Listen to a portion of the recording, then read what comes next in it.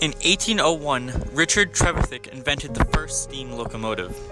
This locomotive had a high towing capacity, long range, and also polluted the environment like never before.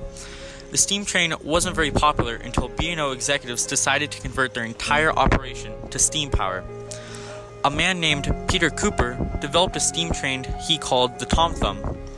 His Tom Thumb was capable of hauling a car filled with 40 people from Baltimore to Ellicott Mills in an hour. This was accomplished by going at an alarming rate of 18 miles an hour. The B&O executives wanted to witness this feat in person, so they decided to take a train ride from Baltimore to Ellicott Mills themselves. On the way back, a horse-drawn carriage was being pulled alongside it on a parallel track. The horse-drawn carriage was challenging the iron horse to a race. The carriage pulled ahead while the train struggled to build up steam. After a moment or two, the train began pushing forward and began passing the carriage. With Baltimore in sight, the Tom Thumb suddenly broke one of its drive shafts and stalled. The carriage zoomed past while Cooper began fixing the shaft. Even though the Tom Thumb lost, the B&O executives were impressed with the power of the iron horse and decided to convert their entire horse-drawn carriage company into a steam train corporation. It is because of this decision that the railway industry soon began to take the world by storm. Between 1871 and 1900, 170,000 miles of railroad were laid. 4 of the 5 transcontinental railroads were built with government support. These railways destroyed countless rivers, mountains, canyons, and deserts. When the tracks were being laid, camps of workers would follow the development. This led to the pollution, overhunting, and destruction of numerous ecosystems. The railway, although good, has contributed to many natural wonders being destroyed and tons of gases being released into the atmosphere each year. For example, railroads are physical barriers that animals cannot cross due to the physical characteristics of the rails.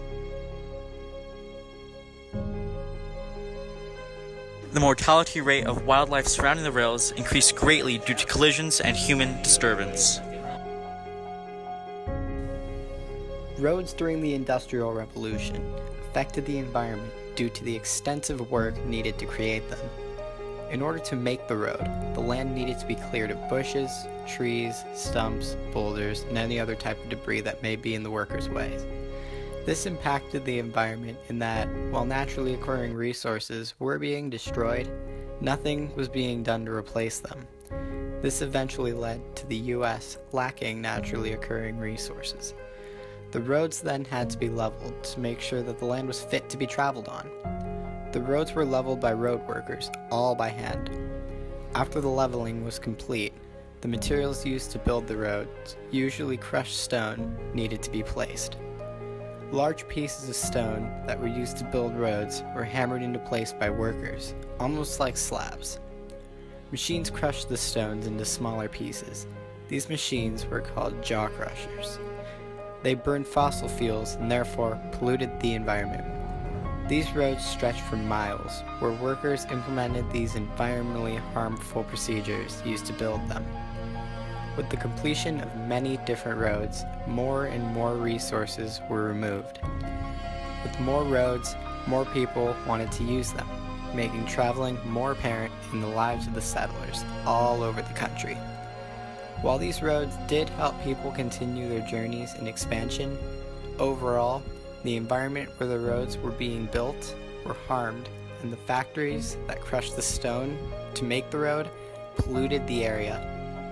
During the Industrial Revolution in the United States, steamboats were considered one of the most convenient and popular ways not only to travel, but also to transport goods. Some goods that were commonly transported by boats included corn, fruit, whiskey, flour, fur, and meat products such as pork. There were two main ways in which steamboats negatively affected the environment. The first of these two ways being air pollution. The second way in which steamboats negatively affected the environment was by destroying the ecosystems of riverbanks. A generic steamboat engine is powered using steam, of course.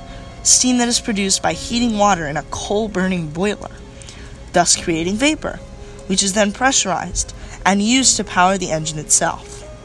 As a result of this process, many different kinds of greenhouse gases and pollutants such as methane were released into the environment, causing pollution among other things. Another, more prominent invention during the Industrial Revolution that harmed the environment was the internal combustion engine. The internal combustion engine was developed over a long time period by many different scientists that each made recognizable contributions to the final product. So, really, no single person can be recognized for actually inventing it. The internal combustion engine is a heat engine which operates by the means of using fossil fuels. The combustion of fuels occurs with an oxidizer, such as air. This results in the creation of highly pressurized gas within the engine that is directed towards pistons, therefore moving them and thus powering the engine. As a result of burning and oxidizing fuel, harmful gases such as nitric oxide or carbon dioxide are released into the environment. These particular gases are also known as greenhouse gases. They're especially known for causing pollution as well as destroying the Earth's atmosphere. Although this engine might have helped with the advancement of the United States during the Industrial Revolution, it also contributed very negatively to the environment in a very significant way.